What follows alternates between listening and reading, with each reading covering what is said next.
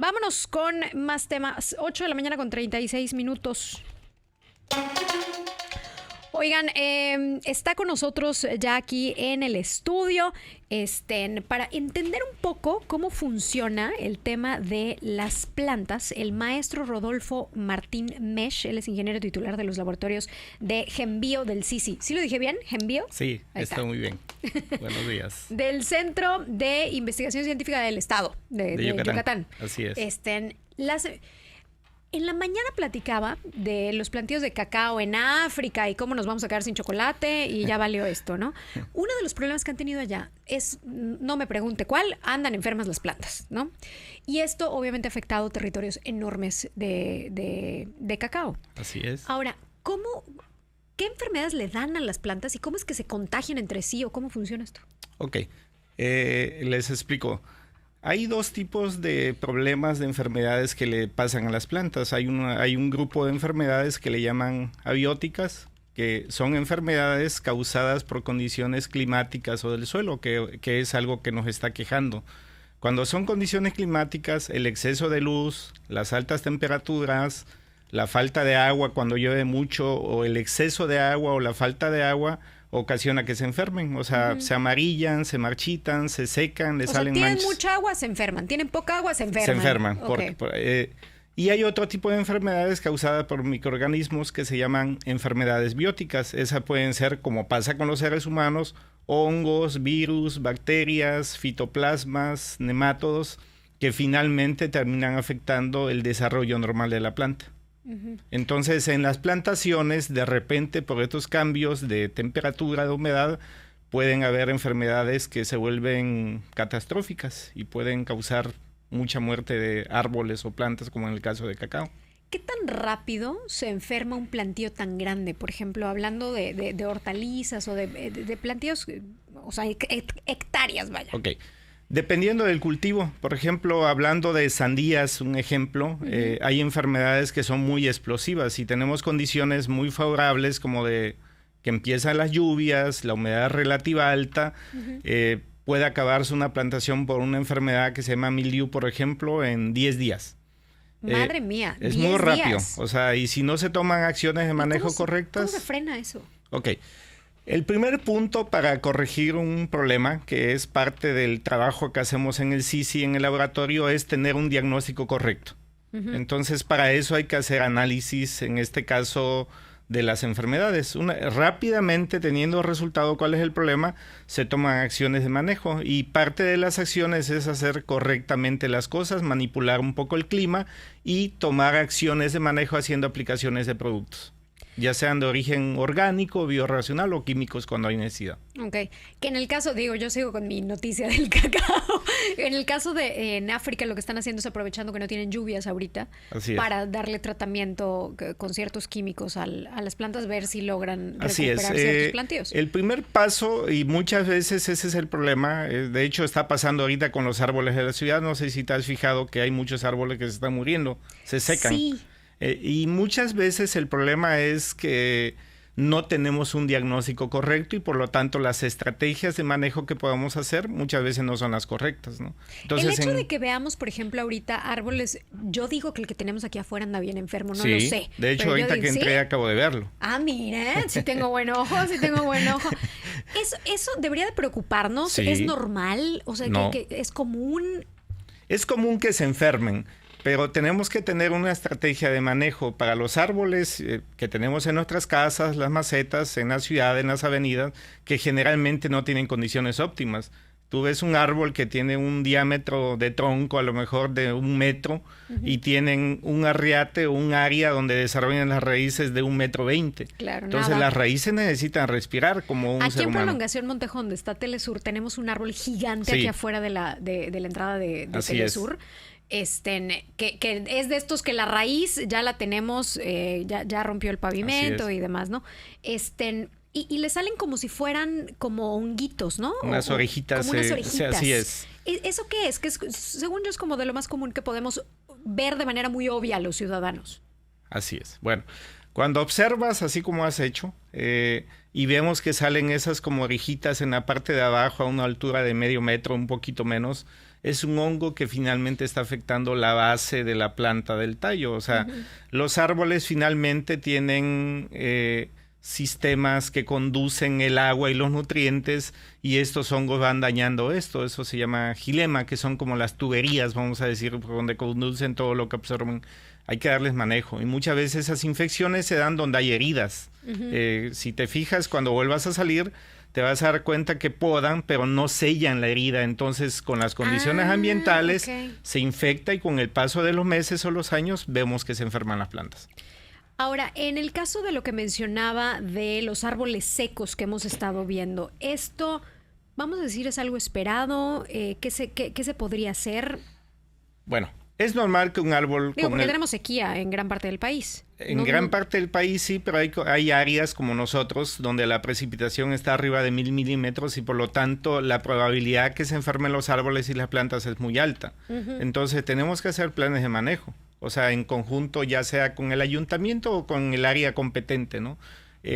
Primero, entender que un árbol que va a estar muchos años, en algún momento se va a enfermar, como nos pasa a nosotros. O sea, en algún momento pues se va a enfermar, más si no tiene condiciones óptimas, ¿no? ¿Sanan solos o hay que ayudarles? No, hay que ayudarlos. Hay que fertilizarlos, que es darle comida, y hay comida orgánica como los ácidos húmicos, o comida química donde hay fertilizantes, porque finalmente toman agua, comen, se enferman como nosotros y necesitan de médicos. En este caso, primero hay que diagnosticar, que es lo que hacemos nosotros en el laboratorio, y tener quien recete o recomiende condiciones de manejo para que esos árboles tengan larga vida lo más sanos posible. Ok. Ahora, esto es hablando de los árboles grandototes. ¿Sí? Ahora, ¿qué pasa con las plantas, no sé cómo decirles, ornamentales? Sí, habitacionales? Arbustos, vamos a decir, o plantas de maceta que tenemos en la casa. Exacto. Es lo mismo. O sea, en algún momento se van a enfermar. Muchas veces el problema es que regamos de más. Pues primero hay que tener nociones de cómo cuidar una planta, y para eso, por ejemplo, nosotros ofertamos cursos en el laboratorio. Me urge, porque yo todo lo que toco lo mato. O sea, no me sobrevive ni un cactus. Mi mamá dice que es mi mala energía. No, lo que pasa es que cada tipo de planta lleva un tipo de manejo. Por ejemplo, todas las cactáceas o plantas suculentas o cactáceas necesitan probablemente una cuarta parte del agua que necesita una planta ornamental como un crisantemo. Entonces, lo más probable, lo que pensamos, nuestra lógica es, se está secando, se está amarillando, le falta agua, y muchas veces es el exceso de agua que ocasiona el problema. Lo de las puntas amarillitas, que yo creo que eso es pan nuestro todos los días en las casas. En muchas plantas. ¿Qué pasa con las puntas amarillentas? Muchas veces en palmas, por ejemplo, son deficiencias nutrimentales. Como nunca se fertilizan y finalmente el suelo donde están se agota el alimento. Si es una planta que ya tiene 3, 5, 10 años, pues donde están explorando las raíces se termina agotando los nutrientes. Entonces nosotros deberíamos de fertilizar 2 o 3 veces al año, a lo mejor con un fertilizante orgánico como un humus de lombriz, para que ¿Dónde sacó esa eso? deficiencia... Hay lugares donde se comercializan, Nosotros, o sea, pero si es de fácil acceso, donde venden cosas de plantas, yo puedo llegar y decir, me da humus de lombriz. Humus de lombriz. O lombricomposta también le llaman, ¿no? Y eso deberíamos hacerlo 3 veces al año, porque es como una mascota, una planta. Desgraciadamente las plantas no lloran, no gritan. Entonces nosotros queremos que estén bonitas, pero no les damos su manejo correcto, y para eso a veces hay que capacitarnos, ¿no? Estas mezclas que a veces hacen de manera casera, yo he visto una cantidad de TikToks, Reels, de que te dicen mezcla café con huevo y cáscara de plátano con agua y con eso riega tu planta. ¿Sirve de algo? Sí, sí ayudan. ¿Sí? Finalmente todo este tipo de residuos son nutrientes. Por ejemplo, la cáscara de huevo tiene calcio, la cáscara de plátano tiene potasio, y de hecho es mucho más útil si ya está composteado, porque el nutriente es disponible más rápidamente para la planta. Ok. ¿Cuál podría ser de manera casera un mix que puede ser... vaya, que de algo le servirá a la plantita? Lo correcto siempre es compostear, o sea, volverlo tierra. Y por ejemplo, la cáscara de plátano es muy nutritiva, la cáscara de huevo es muy nutritiva, el café también, porque finalmente aportan diferentes nutrientes que son muy esenciales para el desarrollo correcto de una planta. O sea que sí le puedo hacer caso al TikTok de cáscara de plátano, cáscara de huevo, café y agua. Así es. Y regar mi planta. Sí, o sea, hacer un té, vamos a decir, y ese té se lo vas a poner y le va a ayudar mucho más que si solo riegas. Pero de todas maneras tendríamos que ayudar a nuestra planta con lo que nos decía que ya está diseñado Así para es, eso. que son ¿Cómo era nutrientes el ya nombre? humus de lombriz o lombricomposta. Ok. ¿Y eso 1 o 2 veces al año?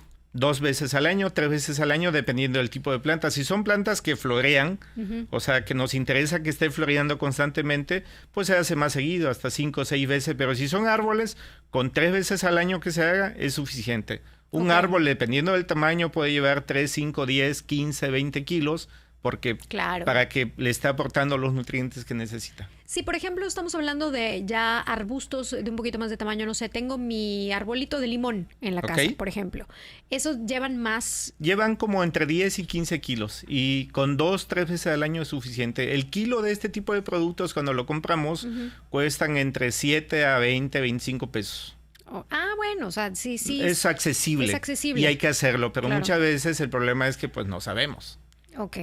Ahora, en el caso, eso de lo que nosotros tenemos en casa, ya nos interesó su diagnóstico de nuestro pobrecito arbolito de aquí afuera. Tenemos en pantalla, para los que no estén en el formato televisivo, les presentamos el árbol de Telesur. ¿De qué estamos hablando? Que nos da mucho gusto que nos dé sombra, pero vea, pobrecito ya árbol que crece torcido, comprueba que no endereza su rama.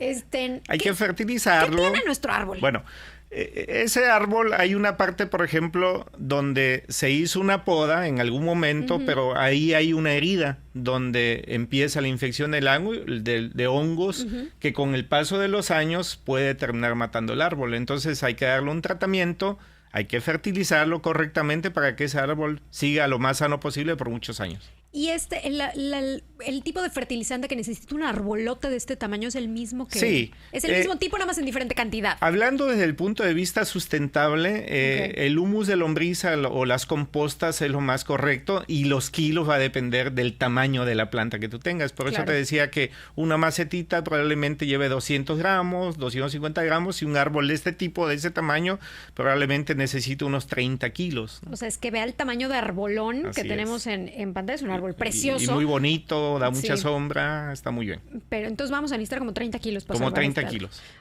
Voy a hacer mi campaña para salvar el árbol de Telesur. En general está muy bien, pero pues hay que darle condiciones para que tenga larga vida, ¿no? Viva muchísimos años, lo más sano posible. El curso que nos decía, ¿cómo accedemos a los servicios que tiene el CICI? Bueno, nosotros en el CICI, en el Laboratorio Genbio, damos una serie de cursos de capacitación y todo tiene que ver o está enfocado a la fitosanidad de plantas. Fitosanidad se refiere que nuestras plantas estén sanas. Damos cursos ornamentales en la página web del CICI o en el Laboratorio Genbio. Tenemos todos los cursos que ofertamos que tienen que ver con... Hay un curso de mantenimiento de jardines y ornamentales desde el punto de vista de sanidad, que esté sano, y nutrimental. Les enseñamos a regar. Hay otro tipo de cursos más para productores donde les enseñamos al manejo integrado de situaciones fitosanitarias, manejo de plagas, de enfermedades, de hortalizas, de frutales, y también damos cursos de capacitación en la parte de biología molecular de plantas, que es un tema muy importante por el tipo de, como los diagnósticos que hacían de COVID. Okay. ¿No? Muy precisos, que va a ser otro tema de plática para más adelantito. Y también capacitamos investigadores, técnicos, estudiantes que están interesados en este tipo de diagnóstico. Otro servicio que damos también de plantas, que hay una demanda muy importante, son las huellas genéticas de plantas y microorganismos, que es como hacerle su acta de nacimiento o su huella dactilar a estas plantas, que también el doctor Anuar Magaña más adelante les platicará en su momento. Le agradecemos muchísimo esta conversación, así que ya sabe, si le interesa aprender a cuidar las plantas de casa o incluso a nivel investigación, acérquese al CICI. El ingeniero titular del laboratorio de Genbio del CICI, el maestro Rodolfo Martín, muchísimas gracias. Mucho gusto.